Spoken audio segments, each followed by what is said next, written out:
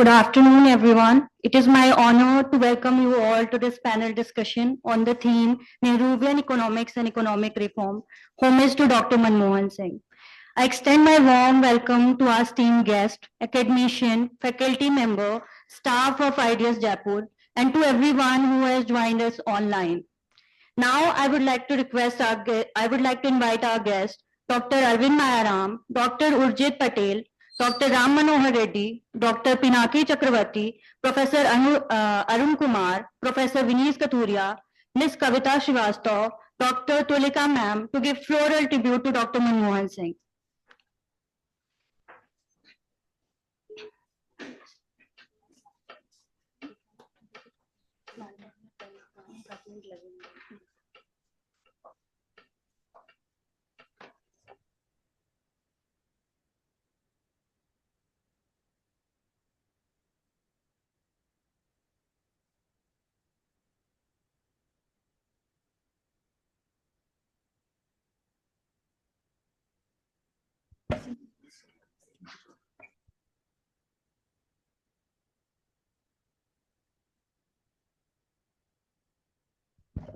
I would also like to request Professor Alpana Kateja to give floral tribute to Dr. Manmohan Singh.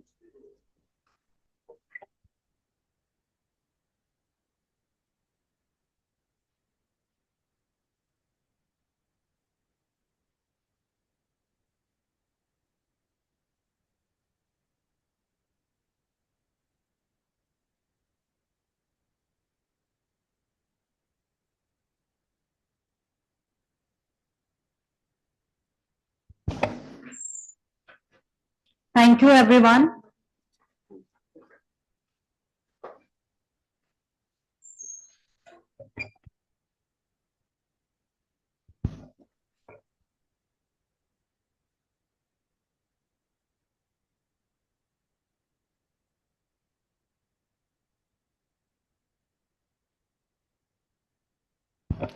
Thank you, everyone. To begin with, I would like to request Professor Vineet Kathuria to welcome Dr. Arvind Mayaram.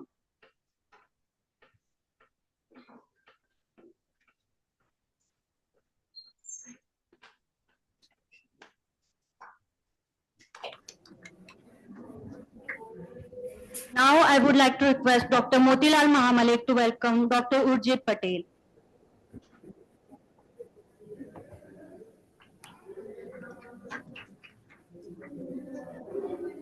I would request Dr. Varinder Jain to welcome Professor Arun Kumar.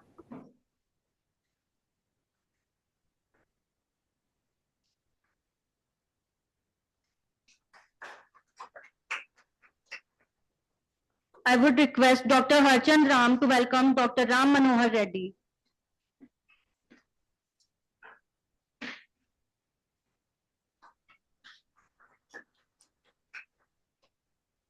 Thank you, everyone. Now I would like to request Professor Vineet Kathuria for the introduction of today's event and about Dr. Manmohan Singh.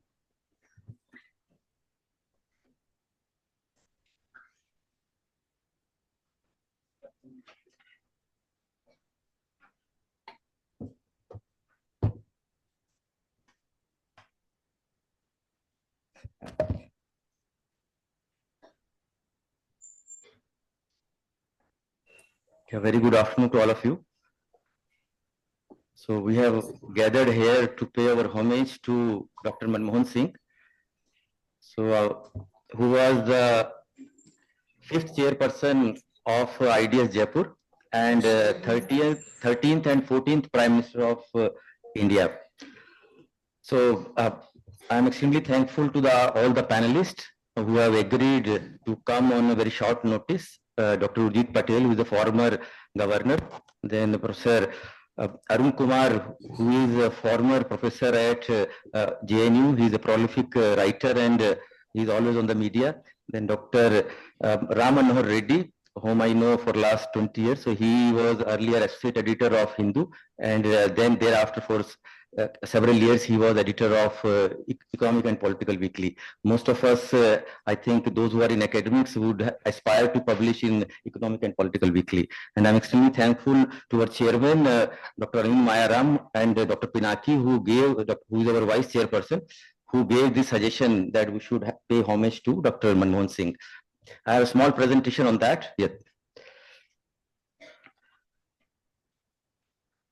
So I'm thankful to all the people who have joined online also. Yesterday only we sent the link. So there are nearly 100 people who showed their interest to be part of this interesting panel discussion.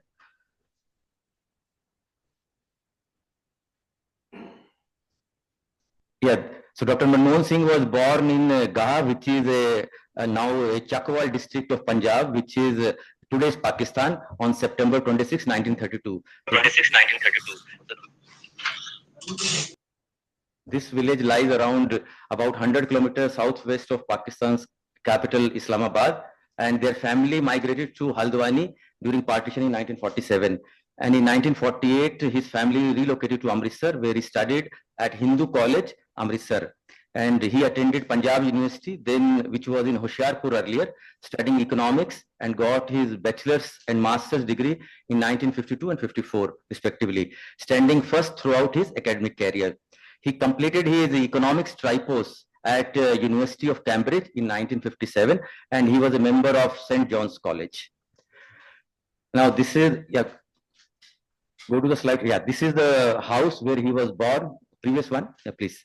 Previous one. So this is the house he was born, and you can see the school also.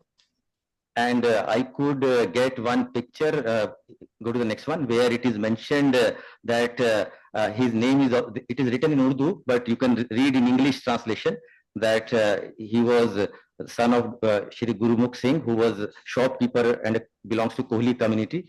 And yes, and in 2008, his schoolmate visited India. So this was a picture meeting with Baba Ashraf in 2008.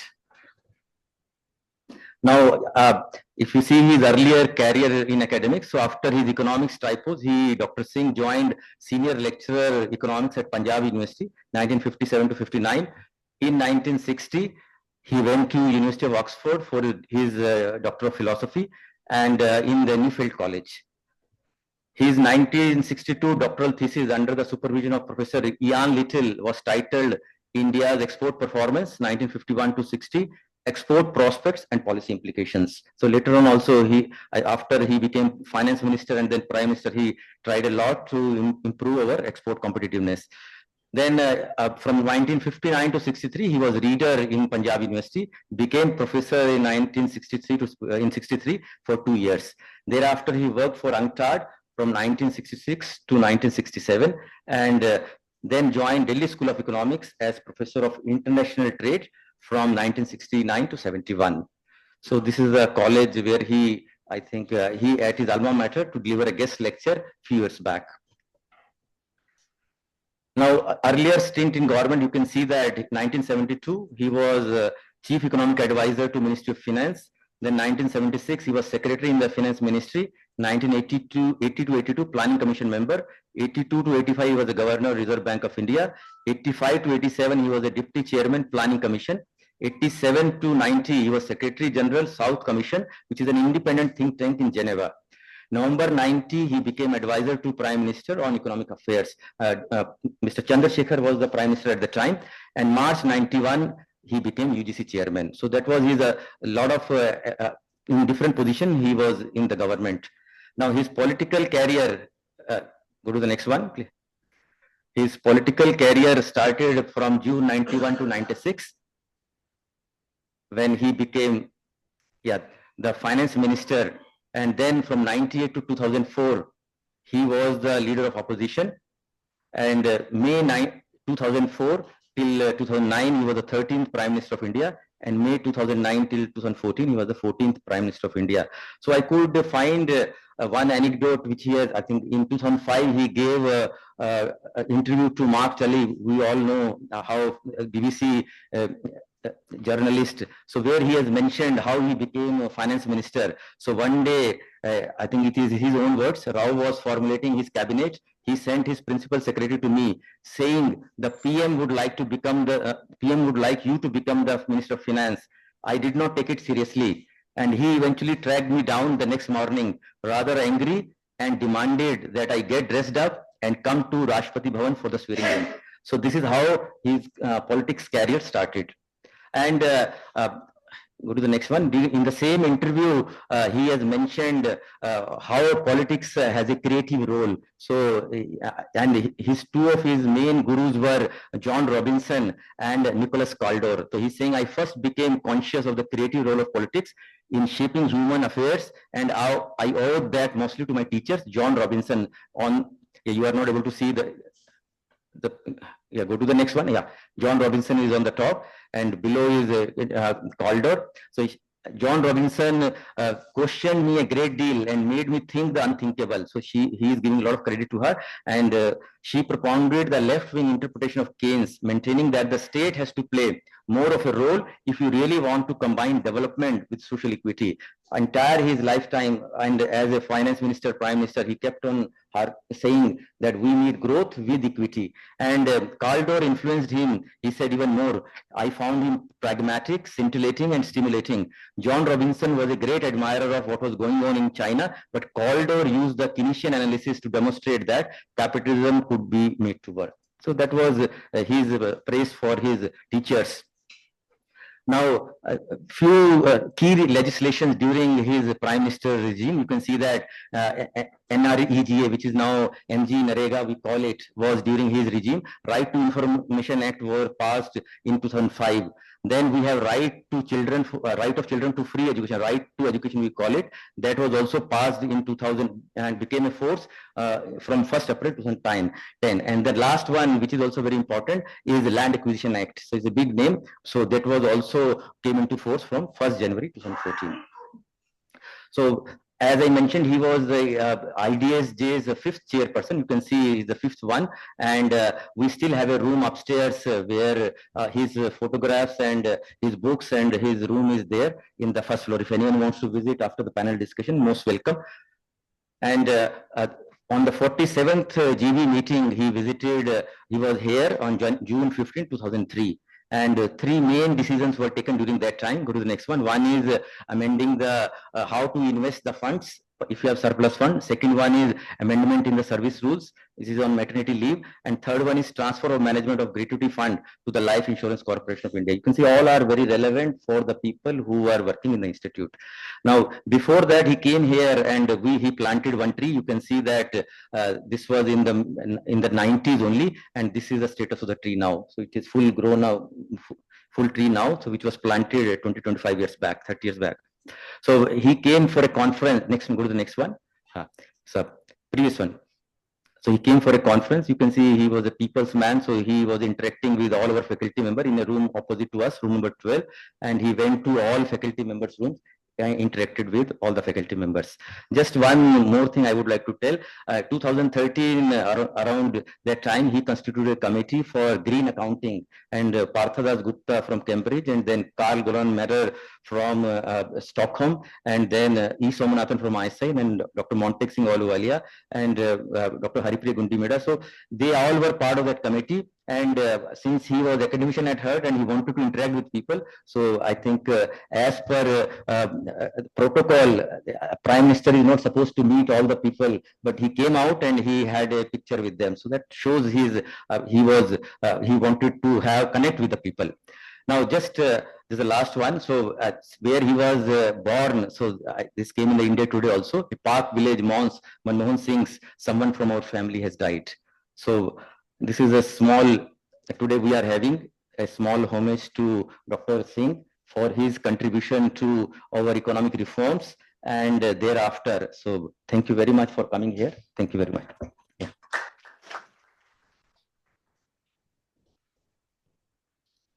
Thank you, sir.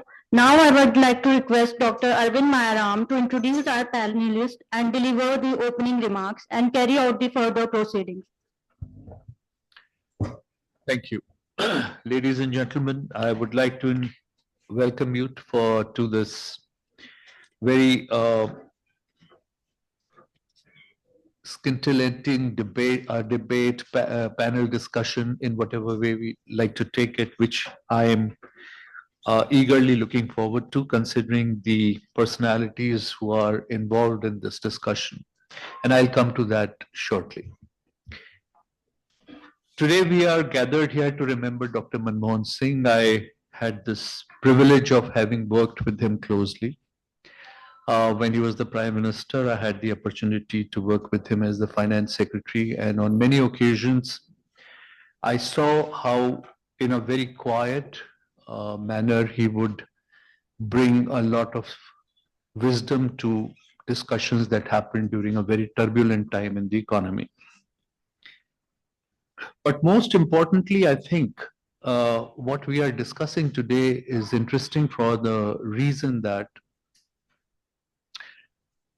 the common wisdom is that India has two phases of economic development. One is the Nehruvian phase, and the other is the Manmohan Singh's phase, as we may call it.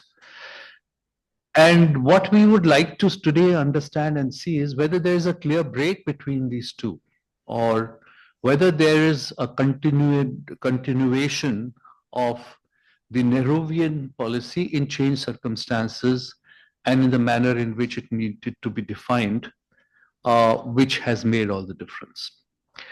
There is this belief that the Nehruvian was the statist model, where the state had played a very important role, and he was, because Nehru was influenced by Fabian socialism, he brought in a lot of that belief into the governance, brought in centralized planning, very heavy reliance on heavy industries, but public sector driven. And therefore, we had a model which ultimately ended up becoming what we call the license Raj, and the economy, in the famous words of Professor Raj Krishna, chugged along at what he called the Hindu growth of the rate of growth, which is 3.5% per annum. And then Dr. Manmohan Singh came, he opened up the economy, liberalized the economy, allowed the animal spirit of that's the term he used, the animal spirit of the entrepreneur to find its expression. And the Indian economy opened up, and then today we have become one of the leading economies in the world. But as I see, and I believe many of us see, what Nehru was doing in 1950s was not very different from, in terms of objectives, from what Dr. Manmohan Singh did in 1991. For instance, both phases, the underpinning, the bedrock has been equity in terms of social justice and equity. And we see this coming again and again. And their approaches became different because the times had changed. In my opinion, Dr. Manmohan Singh was 20 years too late in coming, in the sense if he had come 20 years earlier, perhaps the trajectory would have been very different. And that change should have happened 20 years before it happened. But it is not as if it's a break from that. And today, I think we have very eminent economists here who would be able to speak on it, enlighten us. I hope there would be a fairly good debate on this, whether it is a continuation, whether it's a break, whether there are two different models of development, or one follows the other. It's a logical succession from the earlier one. I hope we will see all that churning, intellectual churning today. We have three very eminent economists. Dr. Urjit Patel is the former governor of the Reserve Bank of India. I also had the privilege of working with him and seeing his mind from close quarters. A person who brings in very fresh perspectives, looks at things in a way which generally is not visible to most policymakers, and so therefore he he comes with that capacity. He was he's currently the chairman of National Institute of Public Finance and Policy, and also additional director of Britannia Industries and independent director in John Cockerill, India. Dr. Patel's schooling was in Nairobi, and then he studied in London School of Economics for a Bachelor of Science degree in 84. He obtained MPhil degree from University of Oxford and was conferred PhD in economics from Yale University's 1990.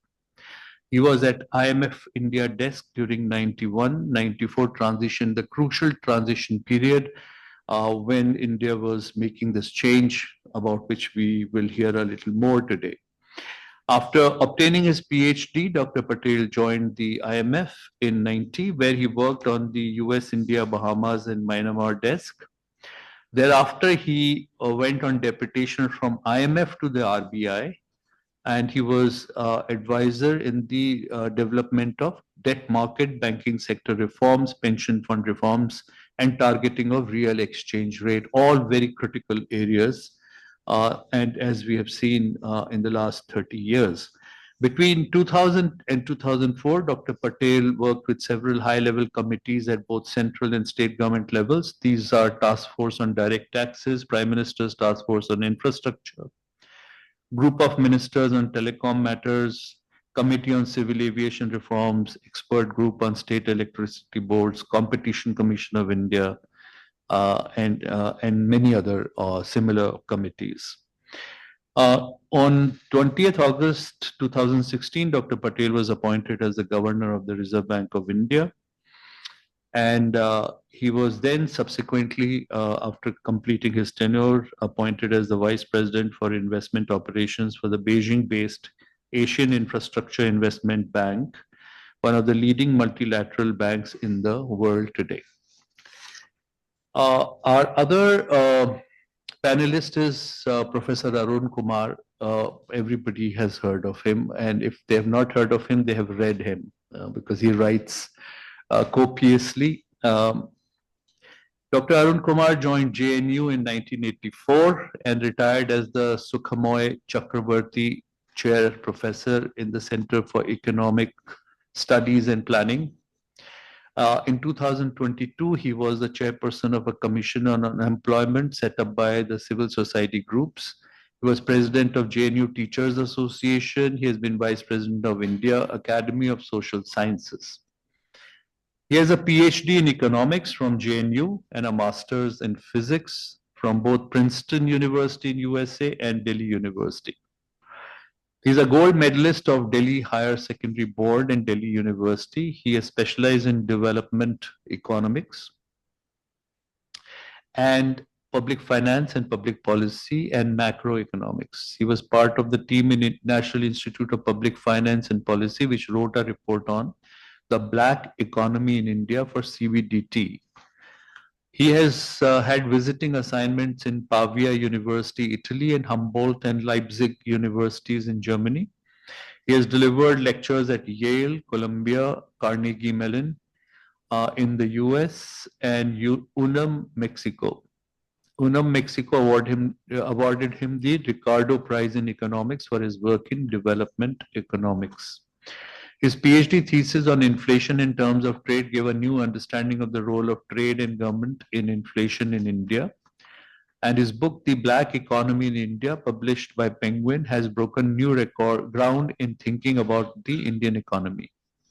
He has also published a book titled Challenges Facing Indian Universities and written extensively on issues pertaining to higher education in India. His book, Indian Economy Since Independence, Persisting Colonial Disruption, presents a holistic analysis of current Indian society's developments by taking a long-term view and combining together historical, political, social, and international developments. He also published Understanding Black Economy and Black Money in India, an inquiry into causes, consequences, and remedies. In 2017, he published Demonetization and the Black Economy. In 2019, Ground Scorching Tax, Analyzing GST. India's economy's greatest crisis, impact of the coronavirus, and the road ahead. These three books are published by Penguin. He has written extensively on globalization and its impact on Indian society and on issues of public policy. He was the vice chair of the Manifesto Drafting Committee of National Front in 89 and convener of the Economics and Ecology Committee of AAP in 2013. He authored the alternative budgets for 93-94 and 94-95, which proposed alternative economic policies for the country. These were presented before a citizens' assembly of eminent citizens of the country. He was a member of the group producing alternative economic survey for 2 decades, which provided an alternative analysis of the official data.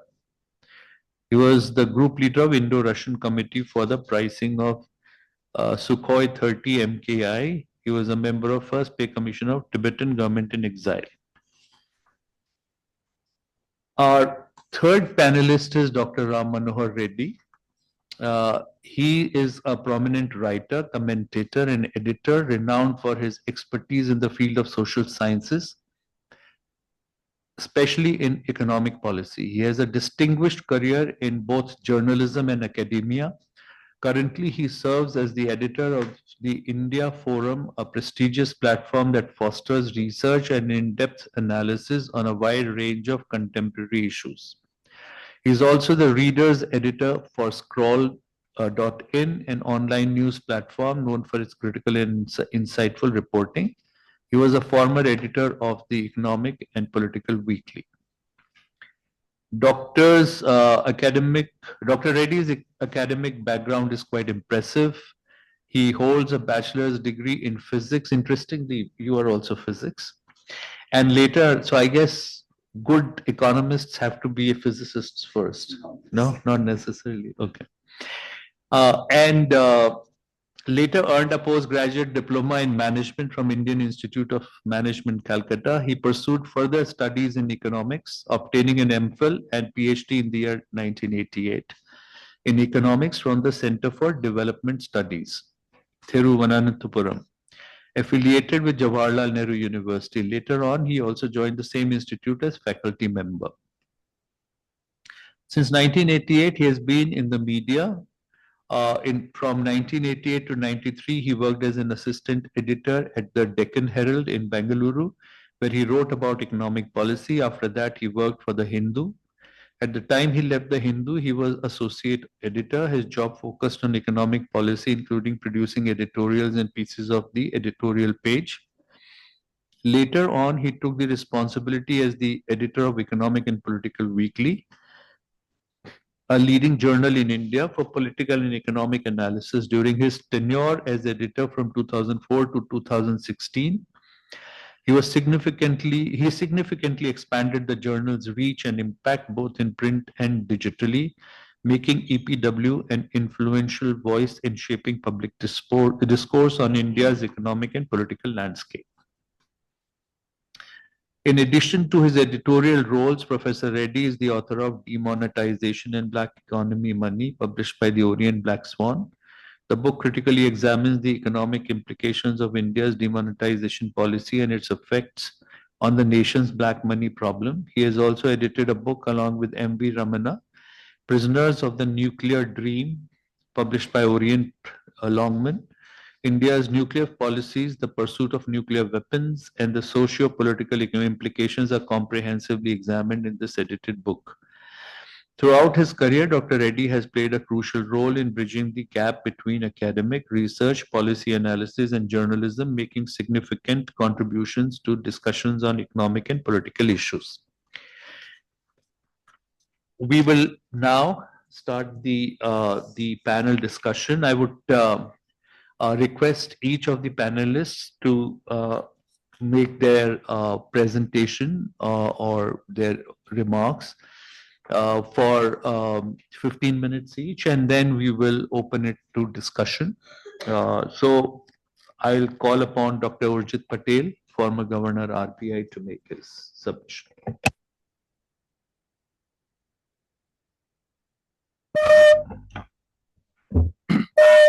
So it's okay. I'm grateful to Professor Kathuria and Dr. Mayaram for giving me the honor of being here today. Panel discussion in honor of Dr. Manmohan Singh. And I think it's fitting that he was a former chair of the IDS, and that makes it a double context. So unlike my polymath panelists, I don't have a presentation, and my perspective may be slightly provocative, and it is formed by the intersection of being a member of the IMF team during the standby arrangement and my research for my PhD on debt sustainability and its application to India. So let me start with a perspective. I think with the collapse of the communist regimes in the former Soviet Union and Eastern Europe, India had become by early 91 one of the most over-regulated economic systems in the world. The others had gone. And it took away also an ideological underpinning for India. And I think that's an important international political economy thing to keep in mind. India was almost isolated in terms of its economic system amongst major economies. In addition, during the 1980s, that is in India, there had been a break with a long tradition of fiscal prudence. Mrs. Gandhi used to run the government finances very conservatively. So in the 1980s, there was a break. So in my opinion, what people saw as flickers of higher growth in the 1980s was actually just fiscally driven. And fiscal expansion always gives you a kick. Doesn't last very long unless you keep on doing it. It's like being on a treadmill, and the treadmill is slowly increasing its speed. And if you don't keep up, you fall off.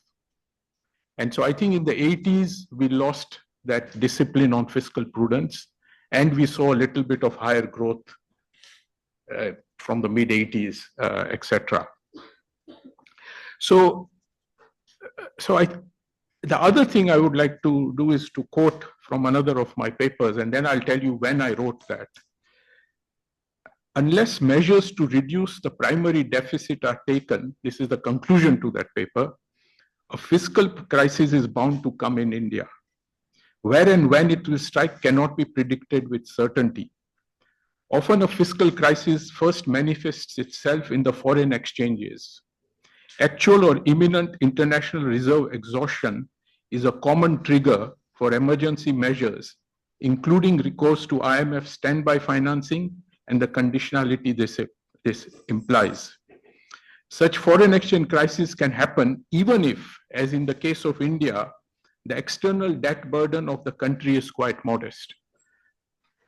This is the conclusion of a paper I co-authored in 1989.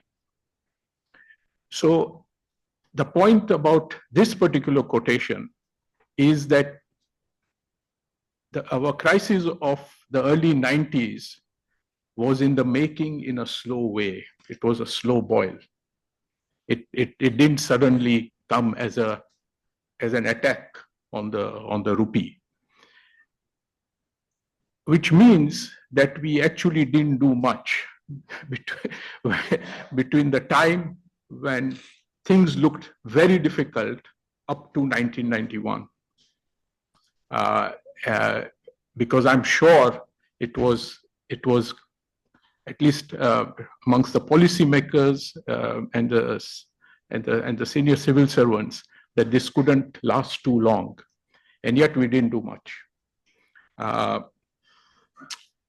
And I say that to make the third point, which is that India would not have reformed if we had not had to go to the IMF. If India had undertaken a very modest stabilization program on its own in 1989, we would have avoided the IMF. So in a way, there was a silver lining to delaying everything. Because if it hadn't been for this crisis, we wouldn't have reformed. We would have muddled along. As we had done periodically before that, we had an IMF program, 3 or 4 of them in previous decades. Now, to come to Dr. Manmohan Singh's legacy, if I were to, in a sentence, summarize what he and his government did at the time, was we moved from a perennial shortage economy to a surplus economy. This is the most cogent way of summarizing the outcomes of the reforms that we undertook. And simply enhancing the allocative efficiency by removing distortions and have price signals the proximate role achieved this. The most important price distortion at that time, because we were in a balance of payments crisis, was the exchange rate. But we had distortions all over the place. And this to me was the most important thing that was done. I think if we had not done this, we would really have been in a purgatory of 21st century Stone Age. And I think it was an exceptional thing to do, and a grasp of the historical moment at the time. In part, as I mentioned earlier, that one of our ideological partners in all this, the Soviet Union, had collapsed. You may recall that the Soviet Union was our largest trading partner, and our outstanding debt to them was in the billions of dollars, which had to be negotiated and then repaid in hard currency. So, in addition to getting the price right of our currency, removing the license permit Raj at one fell swoop, without any ifs or buts, created an atmosphere of reward to entrepreneurship. And what is most important is the sincerity and credibility with which it was done. Because we all know policies can be reversed very easily, again with a sweep of the pen, as we have found out yesterday with Mr. Trump. Every policy of his predecessor has been taken care of in 3 hours.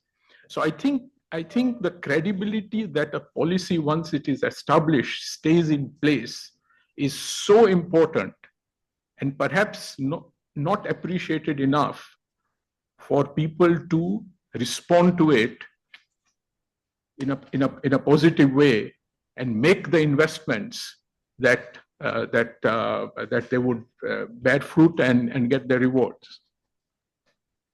The second most important policy change, in my opinion, after the efficiency on the exchange rates and the license, was actually the capital markets. I think giving statutory powers to the Securities and Exchange Board of India. Some of us had the misfortune of witnessing the capital markets before the reforms came in, and they were not conducive to an efficient allocation of equity capital. Related to this is allowing foreign portfolio investors to come into India. I believe it has improved the corporate governance in our companies that are listed immeasurably. Because if you take their money, you have to be at an international level of compliances, and I think that has been an extremely important area. The one area where we didn't do enough and which is still lingering is that we didn't undertake genuine banking sector reforms.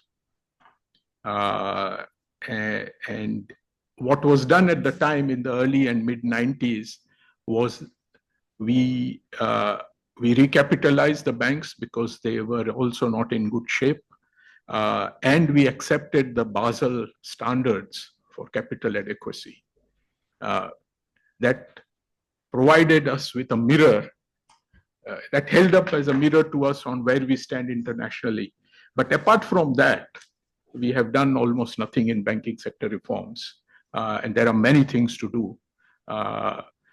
For me, the most important for our banking system are the government banks having a dual regulation system, where under the Banking Regulation Act, the government actually has primacy on banking regulation rather than the Reserve Bank of India. And that has created an immense moral hazard. And periodically, we go through the problems that emanate from that. So I think the banking sector reforms were something that we didn't do in any decisive manner. The seeds for the GST were sown at that time.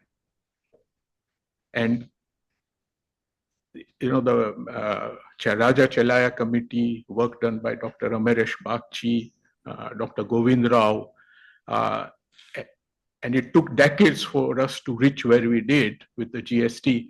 But interestingly, most federal countries have progressed by decades on that. It has never been easy in a federal country for a nation to achieve a unified GST, and we did that.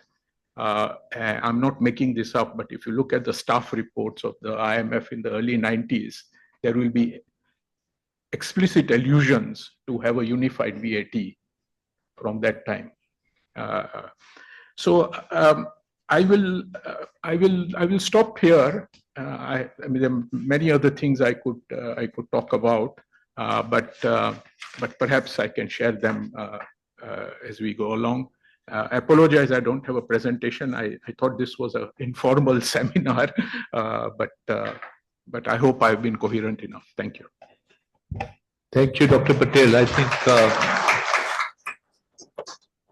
you have laid the foundation for the panel to move. And in that vein, I'll request Professor Arun Kumar to make his presentation. Yeah.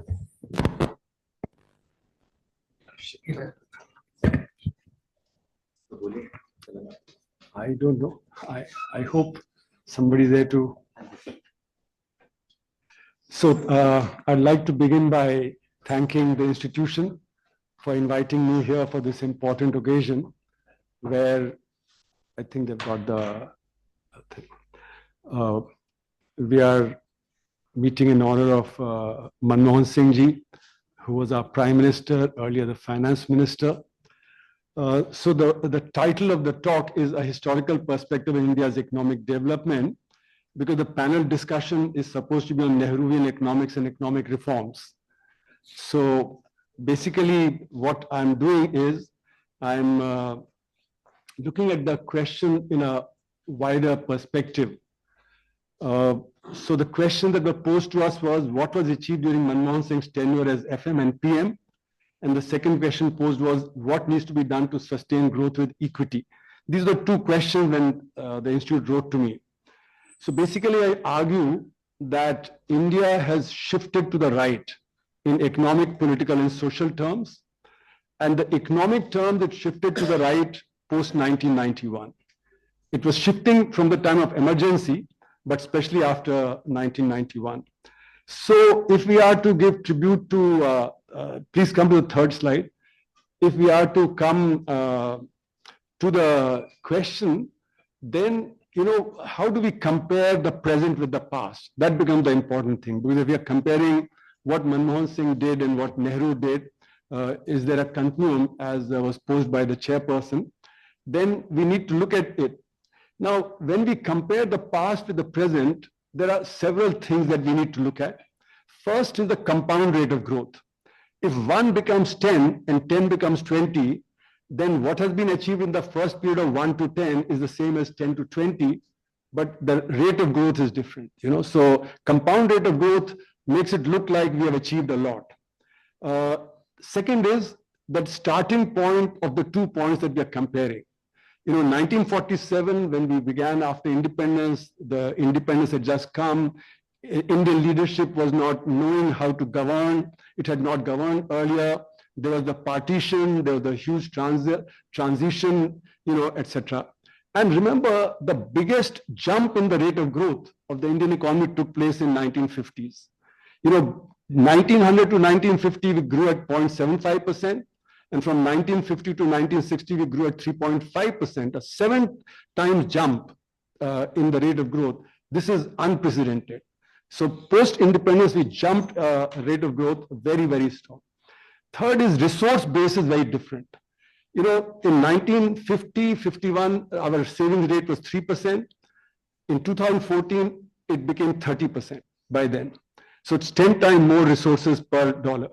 Okay, and the GDP rose by 30 times. So we had 240 times more resources for development in 2014 as compared to what we had in 1950. So naturally, what we'll achieve will also be correspondingly greater. Technology availability is completely different. What was available in terms of technology in 1950 and what's available in 1991 or 2014. You didn't have mobile phones, you had very few phones. Phones were not that big. You had television, there was hardly any television in 1950 and so on. Technical change was enormous. So the comparison must give credence to that. Then structural changes. The global pressures were very different. In 1950s, there was the Cold War, there was a competition globally, and what India could achieve at that point of time, we were non-aligned. And then in 1991, it was different. In 2014, it's different. Politically, also, there's a big difference. In the 1950s, there was consensus amongst policymakers. But by 1991, the consensus had broken. Policymaking had become very difficult. There's more and more ad hoc policymaking that took place over a period of time. So there was a structural change that was taking place, which we need to take into account. Now, as Keynes has said, we have the past, the present, and the future. So we are in a continuum. So history is important. How today's present is based on what has happened in the past, and we have expectations of the future. So what we'll achieve in the future, we're trying to plan on the basis of the past. So there's a continuum that we have to look at. So the past is a lesson for what we can do or what we cannot do. Past will not be repeated in the future, but it gives us lessons. So we need to look at that. So in a sense, have we learned the lessons of the past? Have we done that? So the starting point and its impact is very, very important. And what we did in 1947 was that the elite in India, the elite policymakers, they decided that we'll copy Western modernity. There's a Western modernity available outside, we'll copy that, okay? So the idea was to just copy this ready-made model, but that was the model of Europe's development of 1810, 1820, 1830, 150 years back. That was the time when the technology difference between the advanced sector and the backward sector was very different in Europe than what it was in 1950. So therefore, we could not do exactly what it was done, but that's what we tried to do. Now, this borrowed model, therefore, led to a crisis in every decade post-independence. So in the 50s, we had the balance of payment crisis. In the 60s, we had the agriculture crisis. We had the planning gap between 67 and 69. In the 1970s, we had the Yom Kippur War. You had the massive inflation of the 72, 74 emergency. And then 79, 80, again an oil crisis because of Afghanistan and so on. And massive inflation that took place. We went to the IMF in 1980 as a result of that. We took the conditionalities, we opened the economy to consumerism. Prior to 82, there was no consumerism. We restricted consumption so that we could take resources and put them into investment for more rapid development. But post 1980, so the debt of India, which was in 1980 at $10 billion, became $93 billion by the end of the century, 1989, end of the decade. Okay, so this massive increase was first financed by long-term borrowing and by the Indians in West Asia sending remittances. That then turned from 85 onward to short-term borrowing. And short-term borrowing then requires a different kind of approach. And as soon as the 89-90, the crisis came, the Gulf crisis, immediately oil prices rose, our balance of payment deteriorated, and we therefore were in a crisis. So we sort of panicked into a crisis. Now the consensus of the 50s had by then dissipated. Global shifts had taken place because by 1982, it was clear the Soviet Union could not give support to the developing world. And therefore, I remember S.P. Shukla, who was our negotiator in GATT in 1982, he told me that the American ambassador came and said, now we'll capture your agriculture markets. We need agriculture markets. We have enormous surpluses. So the new issues were introduced in that Uruguay round of negotiations in 1987. So opening up of agriculture, opening up of services, the opening up of the investment measures, and the opening up of the intellectual property rights, so TRIPS, TRIMS, and services. All these were introduced in 1987 because the West was sure the Soviet Union cannot provide support to the developing world. And therefore it knew that we have to do this. So in other words, what was happening was that there was a big change that was taking place. And therefore, in a sense, India has had two paradigm changes, one in 1947 and the other in 1991. What was the 1947 paradigm change? The paradigm change was that the national movement knew that poverty, illiteracy, etc., are all because the individual cannot take care of their problems. So the individual is not to blame. The system has to provide education, poverty removal, etc., etc. Okay, so the state was given a large role to actually take care of these problems. In 1991, this was turned on its head. Now the individual had to go to the market to get education, health, employment, poverty removal, everything. So this is what I call the marketization phase. This marketization phase was a new phase which was not there, even though elements of that were beginning to appear in the 1980s with Rajiv Gandhi opening up and the consumerism that was brought about, greater imports. But the paradigm shift in policy took place then. So markets were to govern, the state was to retreat. Marketization therefore begins.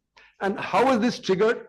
By 89, the World Bank had realized that Indian economy is going to go into a crisis. There were 7 reports.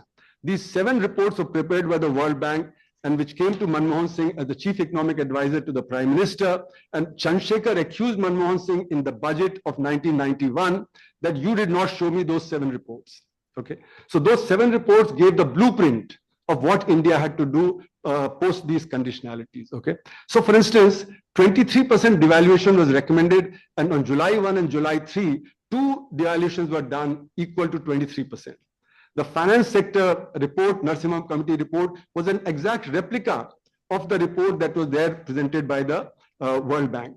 So in other words, the first paradigm shift was an internal shift by the Indian leadership. The second was an external pressure which led to the shifting of the thing. Now, I hope he's shifting them. I'm not looking there. Okay. So what we see is, apart from, structural, that there is a structural transformation of the economy that takes place. Agriculture was dominant in 1950 at 55% of GDP. Services sector was larger than the secondary sector. Okay, so at no point in India have we had the secondary sector larger than the other sectors. So we transited from an agriculture dominant to a services dominant. And by 79-80, services sector became the largest sector of the economy. Now, agriculture can grow at 2, 3%, 4%. Services sector can grow at 8, 9%. So the structural shift enables you to grow faster. So the speeding up of the economy in the 80s, so we've had these structural changes in the economy. And as a result of that, the rate of growth in the period 1950 to 1965 was at roughly about 4.5%. Then it plummeted because of the agriculture crisis. Then it picked up again in 1980 and it was 5.2%. In 1990, there was no change. The rate of growth remained 5.3%. It's in 2003 that the rate of growth goes up to 7%. Okay. Industrial sector did not pick up. as a proportion of the GDP. Okay. So the rate of growth picking up is due to the structural change of the economy. Services sector can grow much faster. So as the weight shifts from the agriculture to the services sector, the rate of growth will pick up. Okay. So it has very little to do with reforms. It has to do more with the structural change in the economy, the services sector, and so on. Now, as a result of all this, the ruling elite has become well off, but the marginalized are remaining marginalized. 94% are still working in the unorganized sector. As the eShram portal data tells us, roughly 94% of those in the unorganized sector reporting an income of less than 10,000 rupees a month. Okay, so the marginalization is very large. And the other problem that we have faced is we've not put enough pressure on education, on R&D, and on health. As a result, for the vast majority of the people, these are the problems, and productivity of workers rises if you give them better education, health. And I'd only mention the ACER reports, the annual status of education reports that have been coming since 2005. They show that 50% children in rural schools in the 5th class cannot read second-class textbook, cannot do second-class maths and second-class reading. So with this kind of structure, you cannot expect this thing. And poverty, which we talk about a lot, poverty is space and time specific. It has been changing its form. So therefore, we have to look at the space-time specificity of poverty. And therefore, I argue that poverty has remained more or less. Now, this marketization phase that begins in 1991, I call a one-way globalization phase.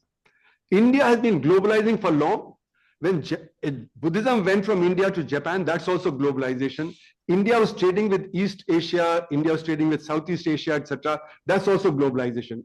But as this fellow Paul Kennedy's book says, in 1750, India and China were the dominant producers of manufacturing goods at 57%. Okay, Europe was at only 13%, and USA was at 0.1%. By 1900, it changes. India and China come down to 13%. Europe goes up to 55%, and USA goes up to 23%. So in 150 years of colonization, things change dramatically. And this one-way globalization takes hold. And what is this one-way globalization doing? This one-way globalization is creating different periods. So like railways coming is another phase of one-way globalization. The way the universities were set up in India is another phase of globalization. But post-independence, this one-way globalization begins 1947 with a trickle-down approach. That first the developed sectors will advance and then it'll trickle down. That has not happened. And therefore, there's been failure. Now, this was turned on its head with the marketization phase beginning in 1991. And what is a marketization phase? It's not that markets have not existed earlier. Even barter is a market, right? So marketization means penetration of the market principles into social institutions. So for instance, the dollar vote. So if you have $1, you have one vote. I have $1 million, I have 1 million votes. So I govern what the market does. Okay. And like that, there are other like Homo economicus. We're all economically governed. Rational individuals maximizing their profit, right? So therefore, there's an atomization that takes place. The collectivist attitude that was there from 47, that changes to an atomistic attitude. So the problem that has arisen as a result of this kind of capitalism is the demand problem. Because equity has no more been a concern. If we are Homo economicus, equity doesn't matter. So we don't drive towards equity. So equity has been given up post 1991. And therefore, inequality has increased, everywhere. And this is not counting the black economy. The black economy is another reason why inequality has increased. And that was a result of the breakdown of the consensus where there were certain dominant sectors, they started generating a lot of black incomes. So as Caldor came in 1955-56, estimated the size of black economy then to be 4 to 5% of GDP. My estimate for 2012 is it's become 62% of GDP. Okay. So this inequality, which we don't see in official data, is much larger than what the inequality is. So in other words, we have been atomized and our nature of governance has changed. Now, the next one is, agenda setting. Has taken place in the 1950s. Time is running out, so I better do it. So most of the agenda for the development of India was set up then. But 1944, we had the committee, the Bombay Plan, okay, in which Frank Thakurdas was the head. They decided that we'll have a large public sector because private sector doesn't have the capital to set up infrastructure. Okay. So therefore, post-independence, we set up the infrastructure in the public sector that aided the growth of the private sector and the accumulation of capital by the private sector. That sets the ground post 1991 for capital to actually expand and do it very rapidly. Now, as a result of this, what is happening is that when we look at, I think something is missing. Where have you gone? I think Lack of trust in leaders. yeah. So what has happened is that with this growing inequality, and trickle down, there's distrust in the population. Population doesn't believe in the long term. People say, give me something today in hand. So the credibility of the politics is gone, and therefore we are in the freebie culture. All political parties are offering freebies to get votes. So this has set back our politics because it's going to have economic impact. Revenue deficits are very high. The debts are very high of the states. The debt of the center is very high. And therefore, our budgets are being preempted by the interest payments, by the revenue account deficits that have been taking place. So in other words, the long-term development is going to suffer even further as a result of this. And what I was pointing out was the agenda setting for the entire development of this period has been done in the 1950s with the various kinds of institutions that have been set up, including in education, R&D, etc., that were done. And quickly moving on, next slide, please. So the problem today is data related. Our data is incorrect as far as GDP is concerned, inflation is concerned, and so on. So we are planning on the wrong premises for policies. So for instance, the unorganized sector is not counted in our GDP, or it's counted incorrectly by proxying it with the organized sector data. And therefore, unorganized sector has got invisibilized. And therefore, in a sense, 94% of the workforce is invisibilized in our policy. So therefore, we are making policies for the organized sector, for digitization, for GST, etc., which is actually benefiting the organized sector at the expense of the unorganized sector. And that's further raising the inequality. So and then there are shocks to the economy: demonetization, GST, NBFC crisis, and then the lockdown. These are 4 big shocks. So the method of estimation of GDP should have changed. That has not changed. Because across shocks, you cannot use the same methodology that you're using earlier.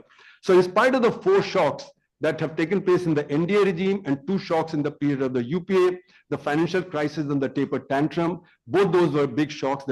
So to conclude, given the shortage of time, I've taken more time, sorry. So historical comparisons are very tricky. There are parameters that we need to look at before we make any sensible this thing. Times in 1947 were vastly different than in 1991 when the post-Soviet collapse took place. For comparison across time periods, we have to consider the starting point, the nature of compound rate of growth, availability of resources, structural changes, and technical change. These are very crucial. Major issues that confront us today are climate change, unemployment, poor public services, and inequality. These have actually got aggravated in the last many years. So the issue is between the Nehruvian and the Manmohan Singh or the reform period, what is our view of man in society? Is equity going to be a concern, or equity is not going to be a concern? So is it going to be atomistic, or is it going to be collectivistic? That's the real thing. And with the growth of AI, I have written a paper recently for the Hindu where I'm arguing, are we fit to survive?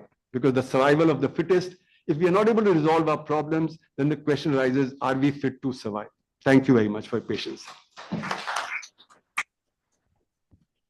Thank you, Professor Arun Kumar. You have made some very clear points here. I have several questions, but I'll come to that later because I would now request Dr. Reddy to make his presentation.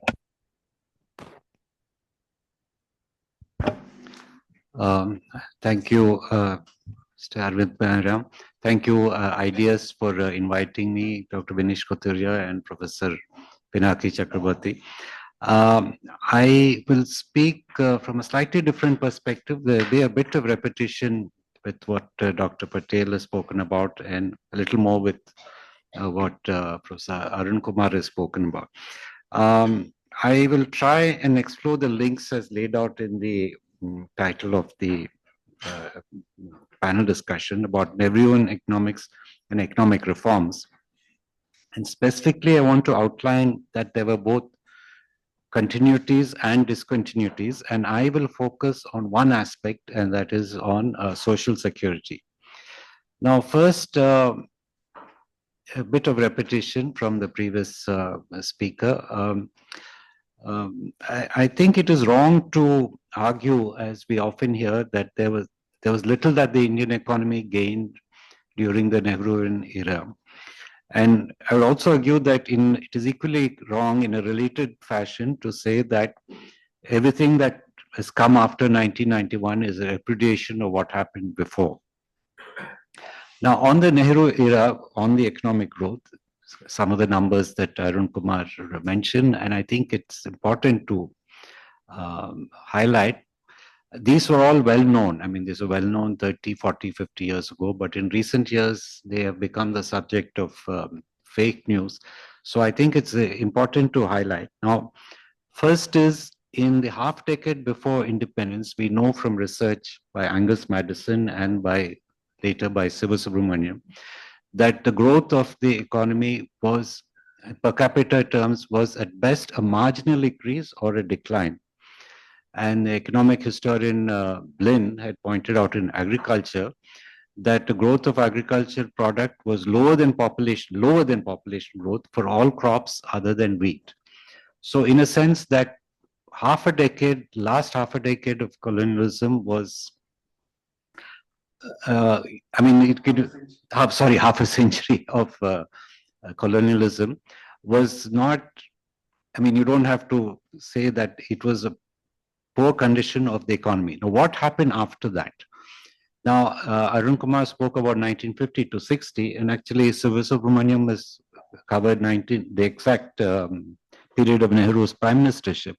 1950 to 64, and I mentioned his figures, the GDP grew by 4% per annum in those 14 years, compared to just less than 1% growth between 1900 and 46, 1% growth per annum. And per capita income was 1.9%. Population growth, of course, grew rapidly after 1930s.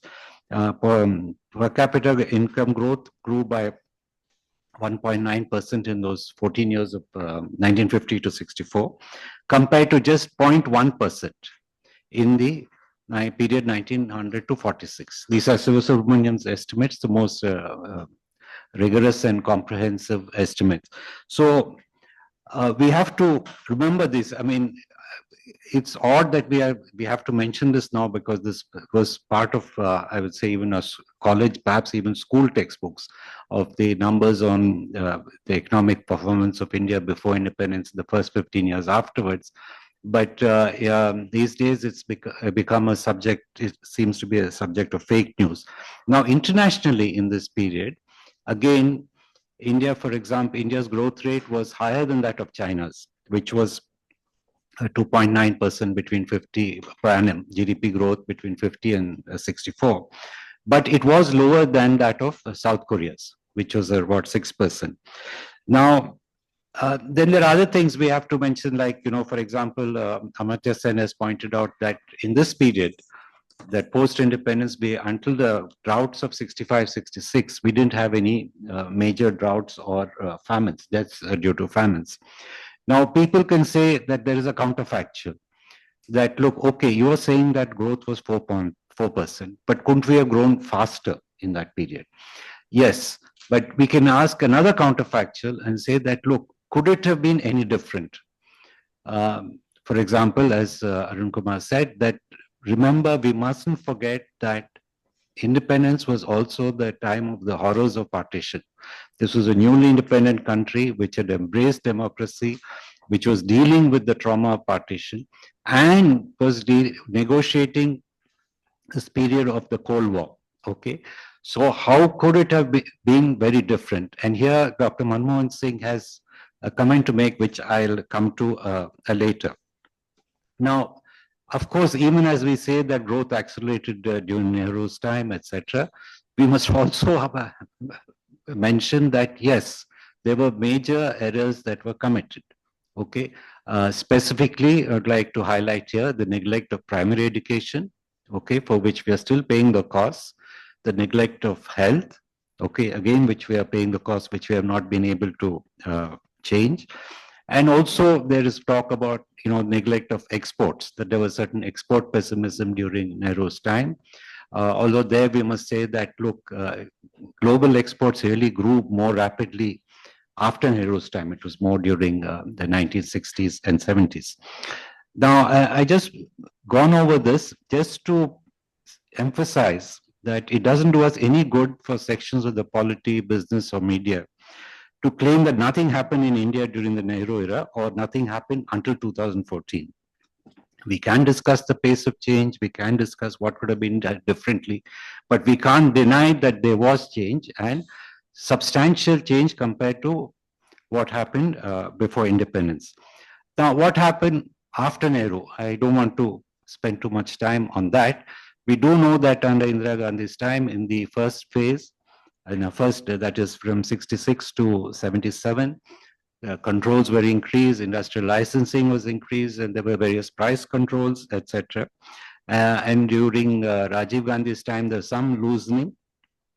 And but I just wanted to, again, a very obvious thing, but when I was kind of preparing for this talk, I came across one statement that if you look at poverty, actually, poverty did not change much during the 1950s and 60s. It was during the era of Indira Gandhi and Rajiv Gandhi that we see the first signs, however modest they were, of a decline in poverty. And this is directly attributed to state intervention. Okay, I'm not saying that this period of Indira Gandhi and Rajiv Gandhi, that it was qualitative improvement, but I just want to point out that state intervention was necessary in spite of some acceleration in growth to make some dent on poverty. Now, we know that growth acceleration in the 1980s, Dr. Vijay Patel has mentioned, he's talked about what led to that acceleration, that it was really a fiscal loosening of fiscal stimulus of manner of speaking, which of course didn't last long and ended in the crisis of 1989-91, aggravated by international factors. Now, at this point, I would just like to talk about, we know that Dr. Manmohan Singh was in the government.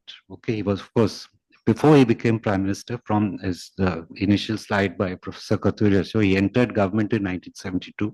So he was very much part of the decision-making process. From 72 onwards, he was Chief Economic Advisor, then Finance Secretary, then Planning Commission, Governor of the RBI, etc.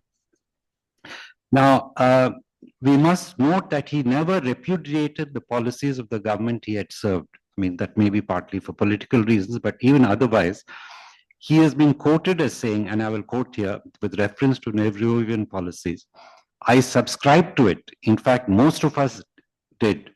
It seemed the right strategy at the time. I'm repeating this quote to, with reference to what I mentioned earlier, that given the decision making, given the politics of the 1950s, was there an alternative? Okay, it may not have been the best choice, but was there an alternative? And it seems to be that Dr. Manmohan Singh felt that, yes, what we did was perhaps appropriate for that period. Now, we do not have Dr. Manmohan Singh's memoirs. People tell us that when he was asked, he just pointed to his speeches. We do not have as yet a comprehensive biography, but I hope at some point soon there will be an honest and truthful biography which will tell us how he saw his position in government in the years before 1991 and what he thought about the policies that he was formulating and implementing. But we do know that he did revisit these policies even late in his career within government before 91. He did point to the warning signals and call for a change.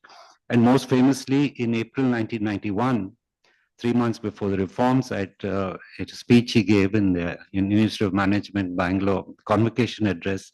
He outlined what later was very much the package that was introduced in June, July 91. Now I'll talk about the discontinuities and continuities. Now, yes, there were incremental changes in the 1980s, but there was a major break in 91. We don't have to argue about that. And again, I think a comprehensive history of the reforms is yet to be written. We just heard Dr. Patel talk about, that if the 1991 crisis had not happened, perhaps may have muddled through.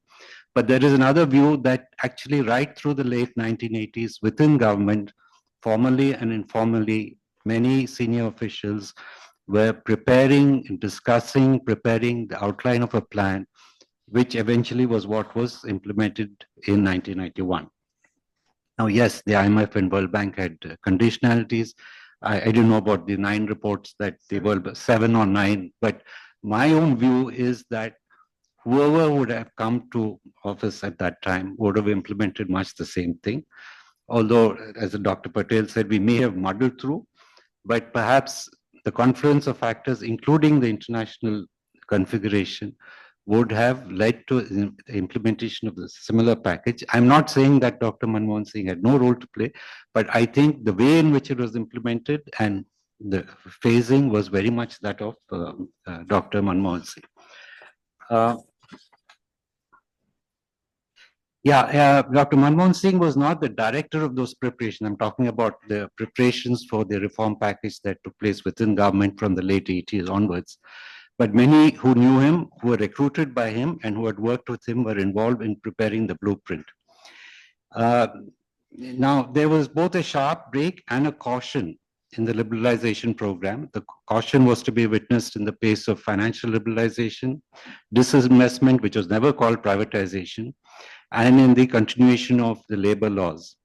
The caution was to a good extent dictated by political exigencies, but as events after 2004 showed, Dr. Manmohan Singh also valued the importance of both gradualism and continuity with the past.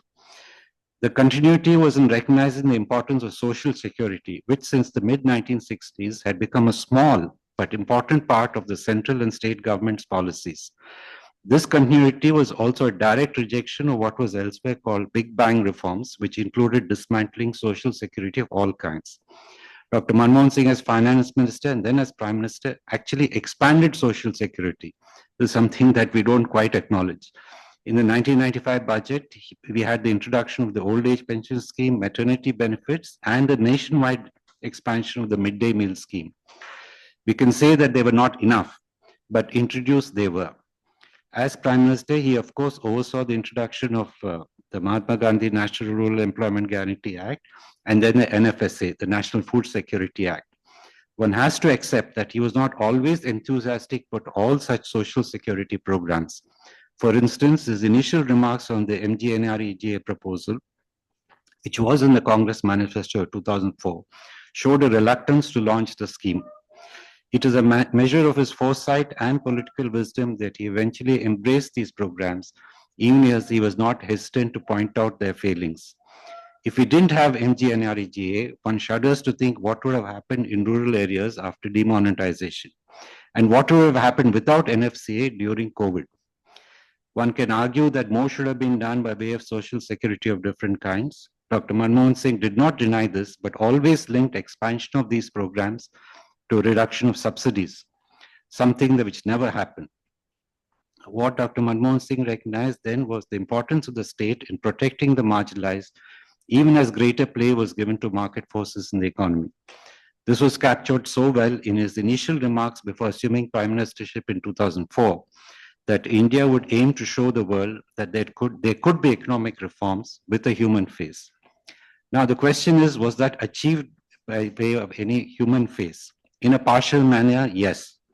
The many rights-based legislations on employment, rural employment, food, education, and even information point in that direction.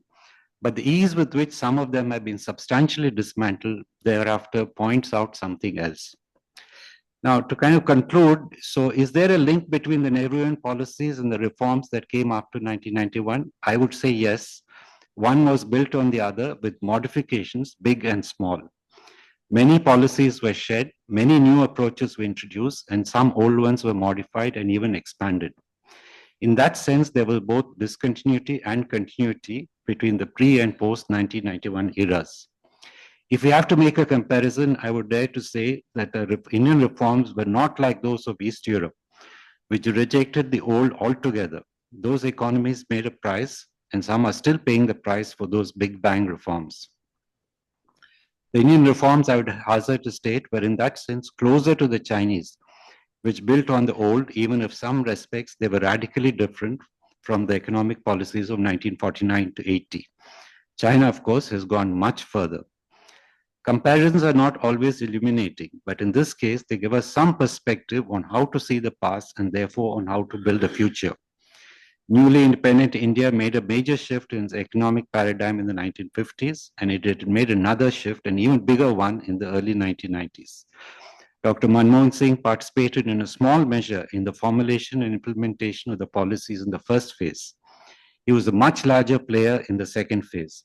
Still, it was not just as a politician that he saw that the second phase was built on some of the foundations of the first. He said at the end of his prime ministership that history would be kinder to him. The flush of glowing tributes after his death already point in that direction. He would, I think, equally value a sober assessment of India's record since 1947, all the ups and downs, and look for a way forward rather than score poor debating points as we seem to do today. Thank you.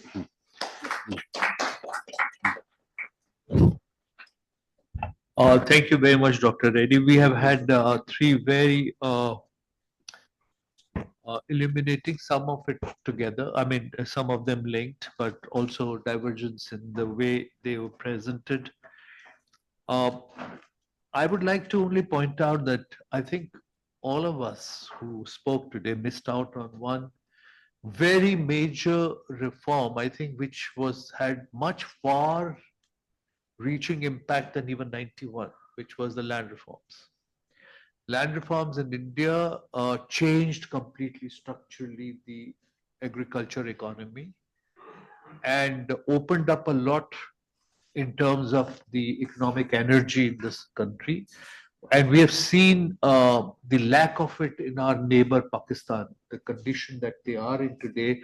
One major reason also is lack of land reforms that they were not able to effect. And I think we missed out on that and what its impact has been on the economy. And that is one thing which I think maybe one of you could take up when you're speaking of. The other part, I think, also is a question that we need to possibly ponder over, which is that we moved from agriculture to services and leapfrog the industrialization phase. Was it on its own, as Dr. Arun Kumar suggests, or was also certain policies of the government which led the economy in a particular direction? Would we say this was on autopilot that it happened, or it happened because certain type of policies were pursued in the 60s and 70s which directed the economy in that particular direction? The third question which I would have is this, that while we are saying there was a marked change, I mean, we have spoken about two paradigm shifts, one in 1950 or 47 or 50 and the other in 91. But, and in terms of poverty, that was spoken of, that there was not much that happened during the Nehruvian period. But I think the first step, as I mentioned earlier, in terms of agriculture reforms, that the abolition of zamindari system and so on, land reforms, that itself impacted poverty to a great extent.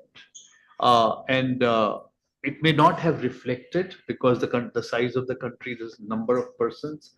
But I think if you look closely, you would see that it wasn't as if there was no impact on poverty at all during that period. But then also, to see that about 27 million people came out of poverty within 10 years of 2005-15, a period where we are talking about atomization instead of collectivization and so on. We are talking about individual being left to their own devices and the state not playing very much of a role. Then how is it that we see the fastest compression of poverty anywhere in history that happened in India? So these are some of the questions perhaps you may like to ponder upon. And I would now, would you like to take these first and then we open it for discussion, or we open it for, yes. So any other questions you have, please. Also say who would you like to address it to, or you're addressing it to the entire panel. And I guess after that, we can have a discussion on the questions that we have. We'll open it to anyone. Yes, please. Can you introduce yourself also? And take the mic, please. Yeah, my name is Suresh Deman. I'm based in London and I specialize in the area of economics, finance, and game theory. Now, my questions are not specific to any particular speaker, but my questions will be general. And I would briefly identify the questions rather than giving a commentary and take longer time and steal others a chance to ask the questions. My fundamental question is there any fundamental difference between all these regimes we talk about, from Nehruvian era to the Indira Gandhi era, and then the various regimes we had until today? We had the Modi regime for 2 terms. My understanding, fundamentally, we had a neoclassical economics, whether it is the Nehruvian era or Modi era or Manmohan Singh era. Because I think the chairman has referred to Fabian socialism of Nehruvian era, but basically it was a welfare capitalism, because the share of public expenditure as a share of national income in the United Kingdom was 45% in 70s. It does not mean it was a socialist country. It was a free market economy. So in the initial phase, we were emphasizing more in the expansion in the public services, for my example, health and thing. So the first question is there any fundamentally any difference from the trickle-down economy that we talks about? First question.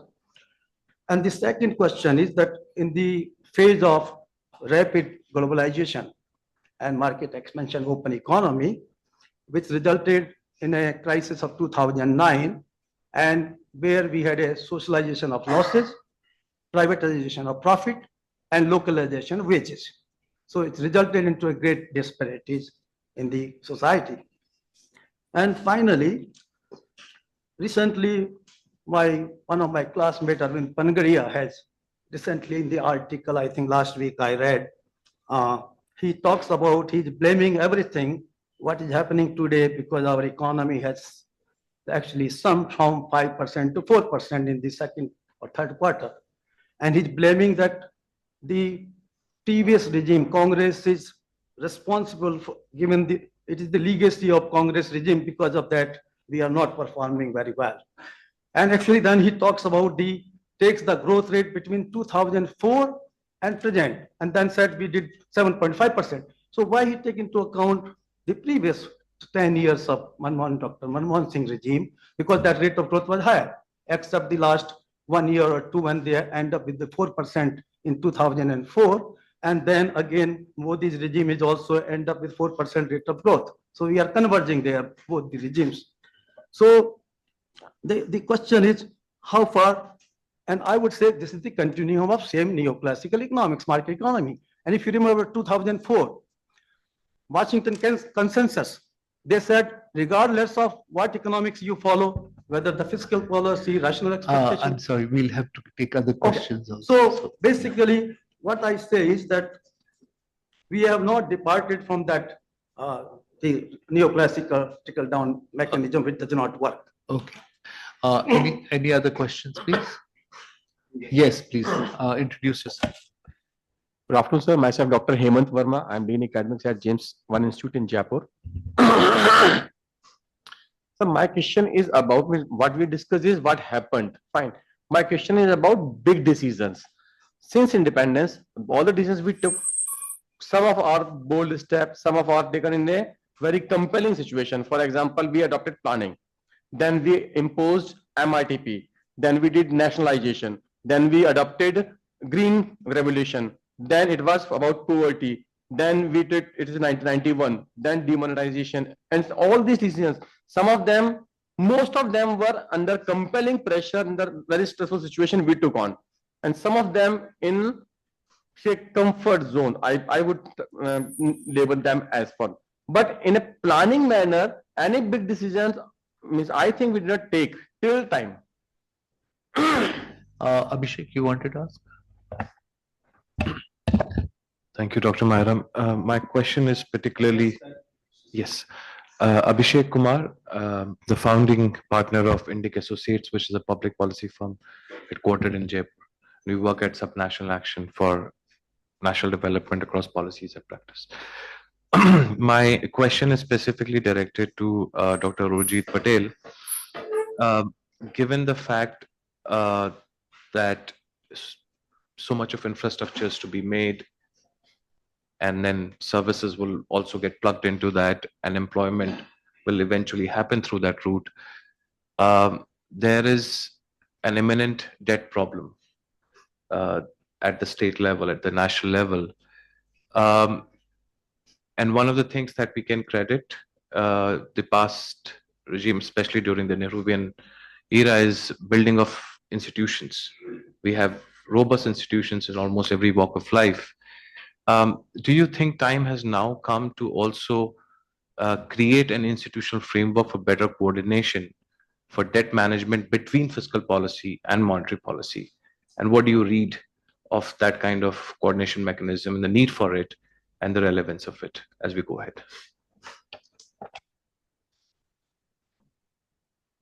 Any other question? Yes, please. Sir, I'm Tulika Gupta. I'm the director of the Indian Institute of Crafts and Design. So I'm not an economist, but I have a very basic question because I work in rural non-farm sectors a lot with artisans and craftspeople, other than the regular education. So the question is that most of them, they talk about, not having enough information about finance, not able to get loans, not able to, where I see there's a huge sector which is really bubbling to work. Like we said, there's so many people who are not really registered. So what are the kind of policies that really have been made for them? And how is it that they can benefit out of, because that's a huge number of people. So how is it that they can benefit out of the work of all the dignitaries? Yeah, that's it. Thank you. Hi, my name is Ashok. I work as a senior fellow at both. And I have a question for Professor Arun Kumar and also for GK. Might find 1991 and the consequent phase as a phase of marketization, where he very kind of aptly pointed out, the role of marketization of social development, essentially within the government and outside the government. And we find that as we gradually move along that path, it has become more and more contested and very fundamental in terms of where we take our economy forward. What we find as now evolving as an approach, and I would like to have your comment or response to that, is that now social development is now essentially, I feel that it has gone into a different phase altogether, where social development is essentially seen as a process of integration of more and more resources into a system, broadly a capitalist, we may call it a capitalist system or a financial system,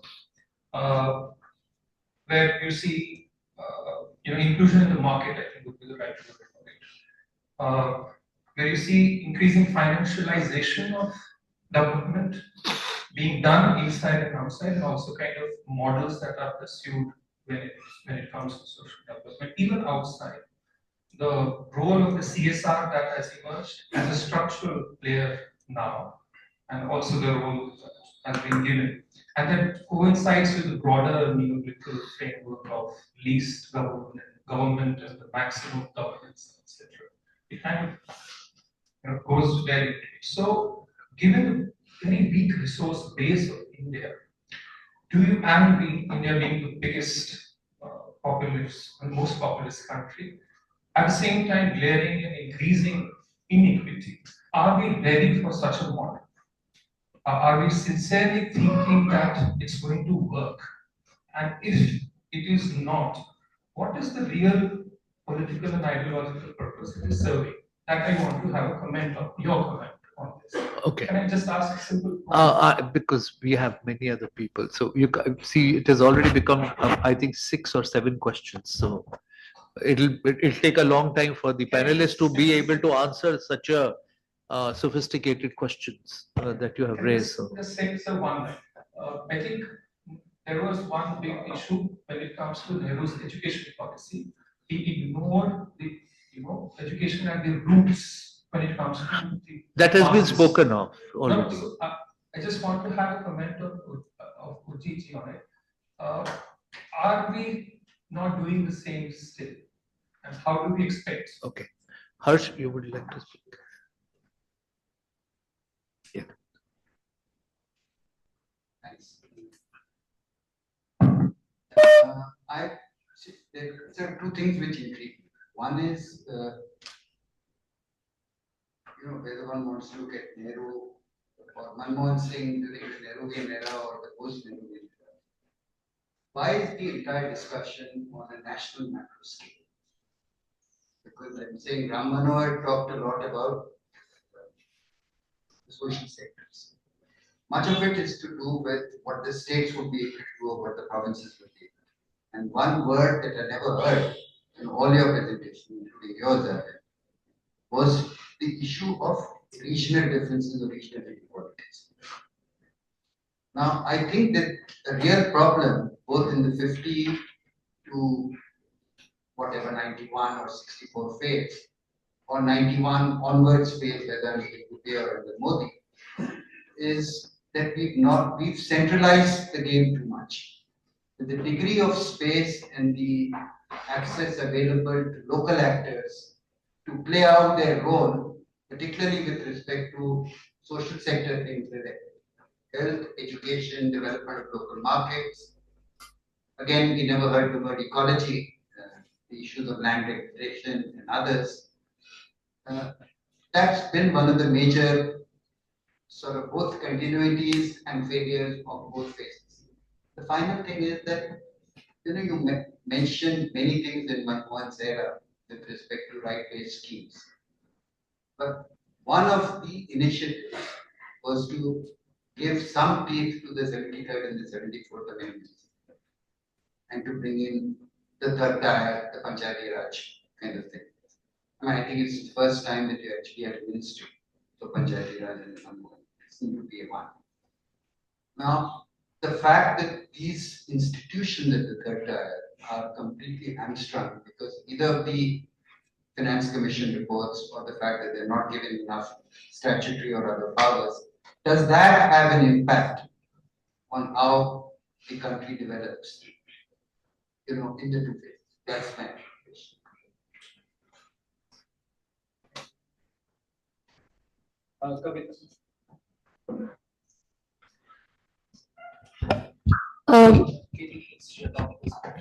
Yeah, I'm Kavita Srivastav. I'm a human rights worker from the PUCL. My question is to Reddy. Sorry, Ramanohar. So I think Manmohan Singh would not have done the social security things, partly if in UPA1 the left government wasn't there, and more importantly, the Supreme Court case. Arvind is sitting here. Arvind used to be also a principal secretary, and we used to go ministry to ministry because we were leading that case. And I remember the resistance for the various schemes, which came in various forms, through various legislations NFSA was just one, but you have many others, and we were in the court for that. And I really think, I mean, the number of times we met Mr. Manmohan Singh, he was so resistant, like say for ICDS, he really thought it was not worth investing in any of that, honestly. And pensions, it was so shameful that it hasn't increased even now. For, you know, since UPA 1 increased it to 200 rupees on 75, it's not increased in 20 years. So things were, I don't think things were, though we ourselves say that we have the rainbow social security legislation, we ourselves took out 10 primers, you know, for each of the social security law that came, because they were very important. Even if it was an inch forward, it was very, very important for this country and the way things were moving. Secondly, I think we cannot not talk by factoring in a few things, whether this economy, you know, whether Nehruvian or Manmohan or Modi, the way development happens on the barrel of the gun. I mean, the kind of problems that we saw, you know, what Central India saw. I mean, you can't not talk about 10 states, which we coolly call the Red Corridor. I really think that it was unaddressed. Then, yes, some few things, some good reports. How can we miss out on that whole thing in this whole period? Somewhere a kind of economics, or somewhere a kind of economy that led to it getting bloodier and bloodier. And today is just straightforward killing. So I feel that is a very, very important part. You don't have that kind of dissent growing just out of nowhere.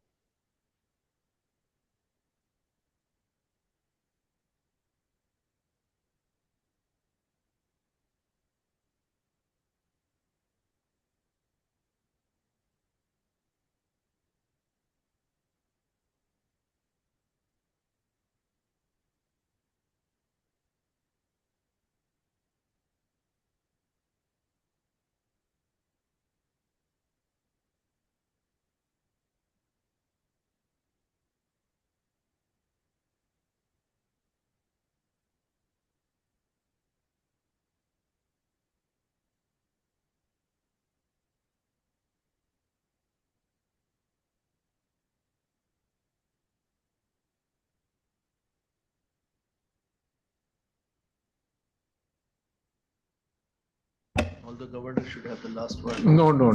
Others should speak. I mean, the conversation has been on facets that I know very little about, which speaks more for me than than the audience. That I don't know many of the things that have the specializations that people have talked about. So let me talk about the one that I do know something about, and that's the coordination between the monetary and fiscal authorities. I'm sure you know that the Reserve Bank of India manages the debt of both the central and state governments. So I think there's perfect coordination. There could be, there has never been, to my mind, ever an issue in sorting out matters between the RBI, central government, and state governments regarding the issuance of huge amounts of debt every year for decades. You almost never hear of a problem, and it's precisely because it is done with such coordination and in a flawless manner. I mean, I'm speaking here on behalf of the RBI, and I don't mind saying that it's almost flawless. And one of the things that I didn't mention when I talked about capital markets is that we were one of the first countries in the world that had straight through processing digital and electronic of debt markets. And the RBI manages that whole process. Issuance, which is the sort of the front office, the middle office, the back office, and we don't see any disruption. So there is no necessity of a new institution for this. There's an old saying, oh, never fix something that ain't broke. This is not that something that is broke. It works actually very well.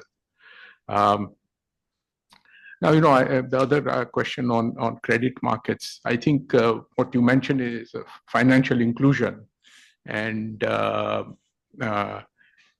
which is a challenge all over the world.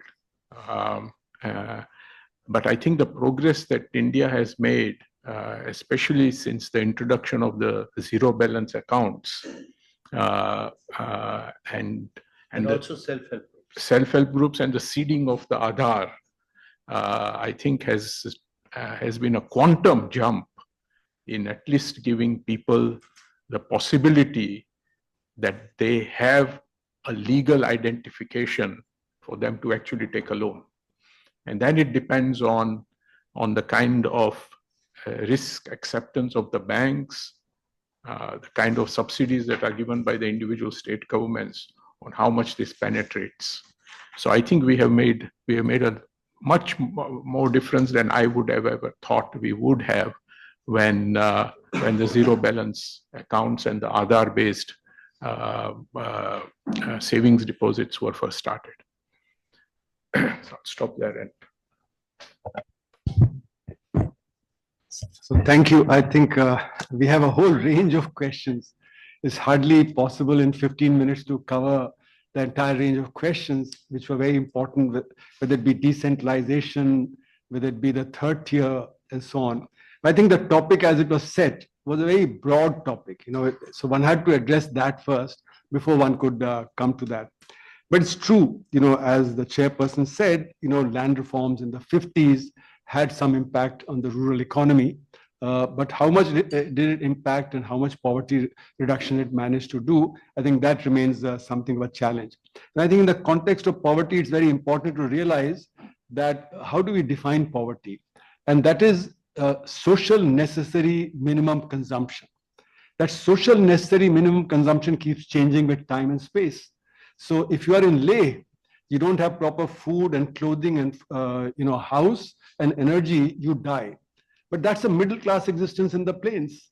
And in Chennai or in Tamil Nadu, you can live under a thatch roof, eat plantain, and have veshti, and that's good enough. You survive. So what is the social minimum necessary that keeps changing with time? It's space and time specific. And that's why I argue that we've not been able to deal with the question of poverty while we may have raised people above what's the extreme poverty line. But raising people above the extreme poverty line is not the same thing as making people non-poor. So the poverty persists. I think the other question that comes up in this question is what kind of structure of economy we've had. I think we've had basically state capitalism moving towards capitalism. So state capitalism was there earlier with state promoted capitalism. That was the earlier phase. It was never a socialist phase. It was actually an aid to the development of the private sector.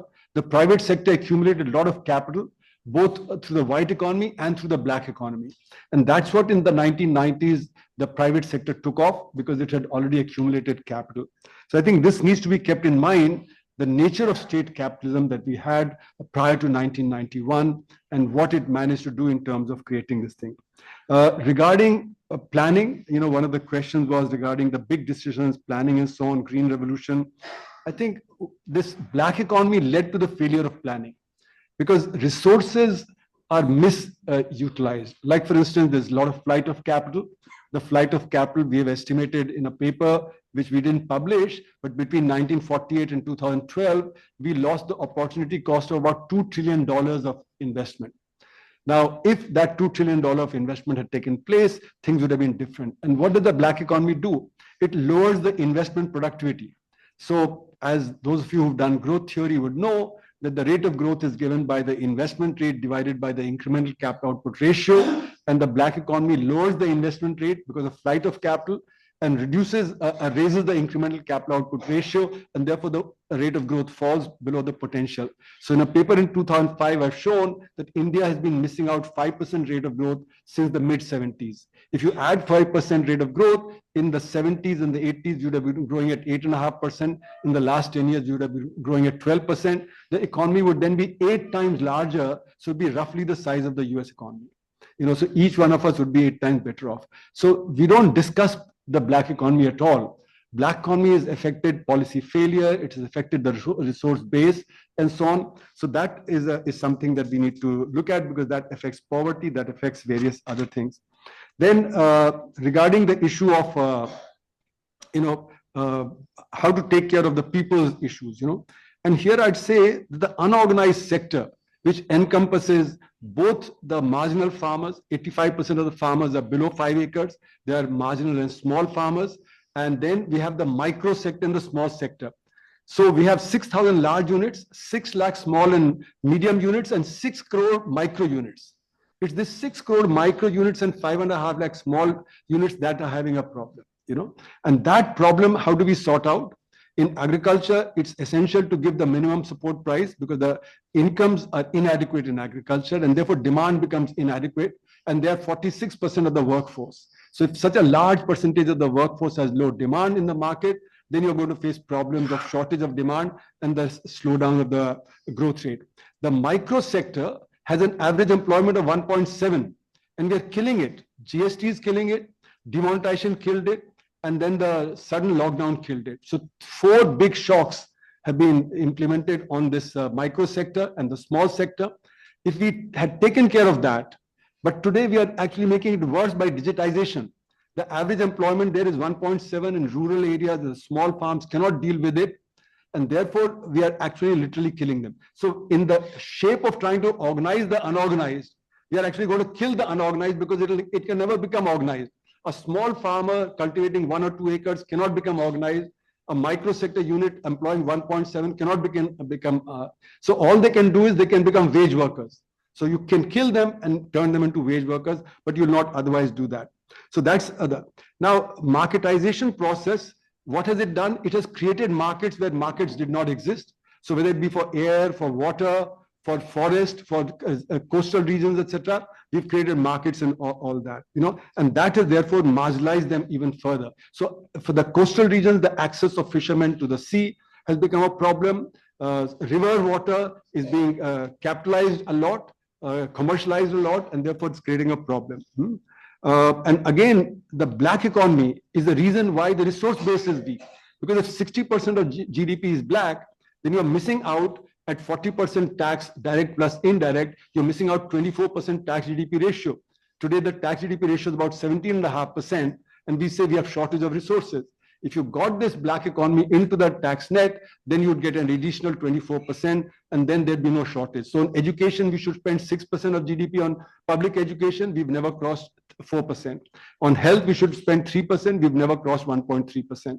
So there'll be enough resources for education, for health, for R&D. R&D is 0.7% of GDP. China is spending 3%, and its economy is 5 times larger. So China spends 20 times more on R&D than India is spending, and therefore it's become the manufacturing hub of the world. Today, they have developed the 6th generation fighter. Our LCA is not even 4.5 generation. And we've been developing the LCA since 1988, and we have not managed to develop it till today. We're still using the G404 engine. Now we've promised G414 engine, and G414 engine is also 93 version. It's not the 2010 version. So we're not going to get technology unless we develop it ourselves. So on R&D, we are very weak.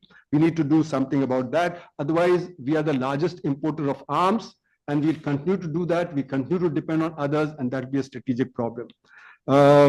Financial inclusion. Financial inclusion is dangerous. The credit deposit ratio of the poor states is very low. So Bihar has a very low credit deposit ratio. The more the poor people invest in the banks, the more it will flow out to Delhi, Bombay, and to the developed states. The credit deposit ratio there is very large.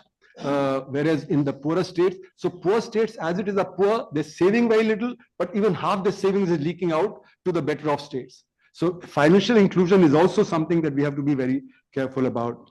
I think I could go on, but I think I'll stop there. Thank you. Yeah, very briefly. Mr. Chairman, I think there are ideas here for a full day seminar or perhaps a 2-day seminar, 3-day. So many issues have been raised. And yes, we had left out so many things, but we had to pick and choose, and I chose one aspect of it. Chairman, your remark about land reforms, actually there is a contra view on that. Yes, of course, Pakistan has hardly done any land reforms, but land reforms in India, there was the Zamindari Abolition Act, major tenancy reform in the 50s. One criticism was that ownership reform was never really carried out. While it was an important part of Indira Gandhi's program, it was never really carried out, other than in a few states, like Kerala, to a certain extent, Karnataka, and even West Bengal, it was more tenancy reform. And in fact, there was a vibrant debate in the early 90s, late 80s, when we talk about the East Asian miracle. One of the factors that was identified was Taiwan and Japan under US occupation, Korea, and of course China. Land reform made a major change and was a major contributing factor to the industrial transformation, which we didn't carry out in full. And land reform remained an active political on the agenda until the 70s or 80s, when it has disappeared now. It has disappeared essentially because of population growth, subdivision of holdings. So while what you say is correct, there is a school of thought which says that we missed out because we didn't carry out land reform in full, on tenancy and then ownership. Yes, Harsh, as I said, there are so many things that, we didn't talk about. I mean, we didn't talk about employment, we didn't talk about technology, and ecology, there are many, many things. I mean, I just picked on one. Kavita, yes, as I kind of mentioned, Manmohan Singh was not a great believer in the social sector programs, but he was also a political person. So whether he was pushed or he felt we should do it, it was done. The pension has not been increased. I've been a signatory to many of those appeals, but it was in 1995 when he was Prime Minister that it was introduced. Finance Minister. Those first, I won't even call it a wave, sliver of social security programs were introduced in 1995. Now, it could have been political pressure on the eve of the elections in 1996. It could have been other reasons. But the point I was trying to make is that he was an economist who had certain view of how the economy should function. He was also a political person. So pushed, persuaded, or whatever, these things were done. And as I said, he always used to say that unless you do something about subsidies, we won't be able to do something over there. So that's a limited point I was trying to make. I wouldn't disagree with you at all. In fact, his statement that the biggest internal security challenge that we face is extreme extremism, when something else was staring us in the face at that time, was, I think, major misjudgment. So, we can agree and disagree on that. Yeah, I'll stop there. Thank you. This has really been quite exhilarating, and I also agree that obviously in 2 hours you can't conclude how the India's economy has done, and all aspects could not have been touched upon. So each one of you who has said something has been missed out is right. It has been missed out, but the point is that perhaps in such a short time it could not have been taken care of. But Kavita, I would like to mention something to you, which is, it's a very complex society and country. And it's never a zero-sum game. And this left corridor was also never a zero-sum game. Yeah, okay. Yeah, let me just complete this, then we will ask. So I was for 3.5 years, as you know, in rural development. And during that period, a huge amount of effort was being done for the same left corridor. But the problem was that it was not just what the government was or was not able to do, but it was also what it was not allowed to do by the so-called leftists who were trying to prevent it.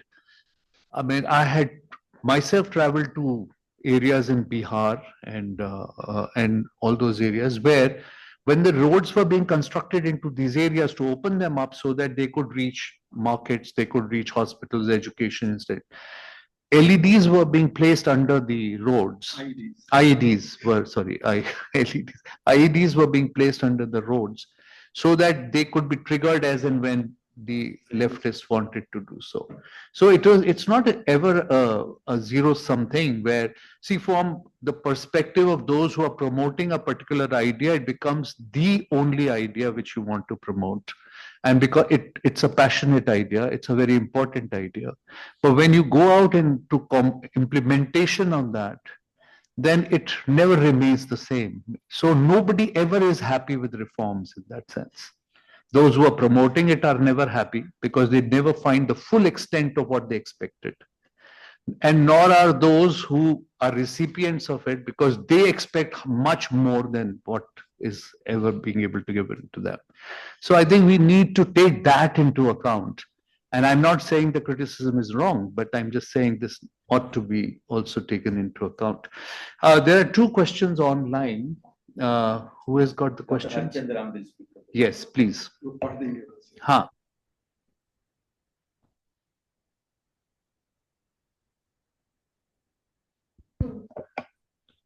This question is from Tervinder.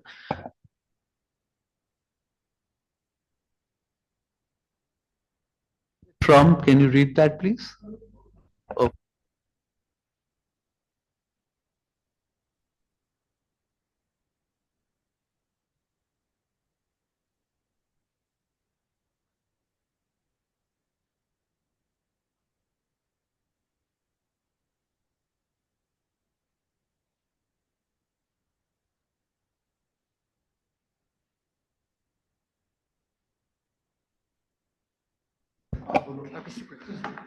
Sorry.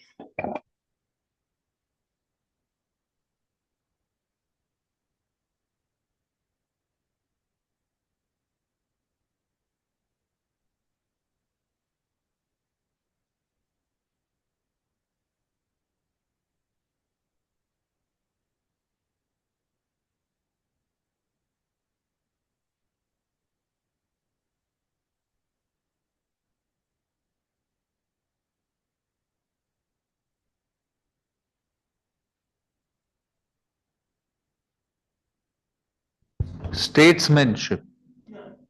In other periods, other than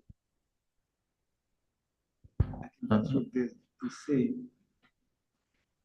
All politicians are equal. Some are more equal than the others, but that's the answer, I guess.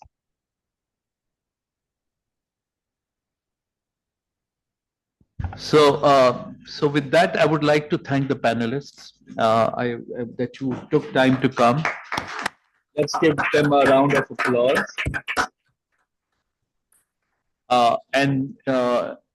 As thank you.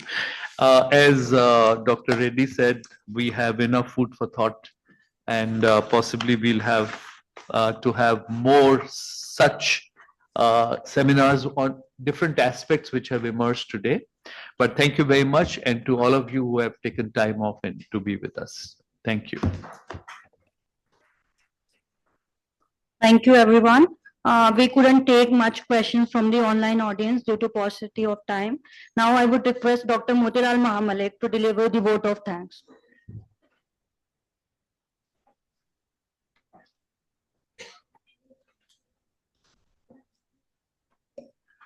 Good afternoon, everybody. I take this opportunity to express my deepest sense of gratitude and appreciation to all of you present here and also join us through the online. I would like to thank our three panelists today, Dr. Urjit Patel, Professor Arun Kumar, and Dr. Rammohan Reddy for their very insightful talk, discussions, and their gracious presence. I'd like to thank our honorable chairpersons, Governing Board, Institute of Development Studies, and also honorable vice chairpersons, Governing Board, Institute of Development Studies, for encouraging us to organizing such a very interesting meeting on the very relevant topic, that is Nehruvian economics and economic reforms. I would also like to thank all the people, intellectuals from Jaipur and throughout India who joined us and made this event very successful one.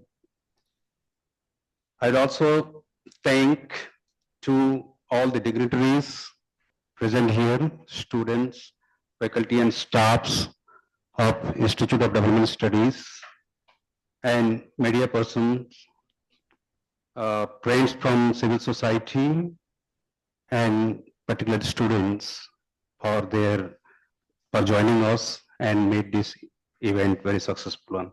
Thank you very much again. Thank you. Thank you, sir. Thank you, everyone. There is an arrangement for high tea in the hall. Please enjoy. Thank you.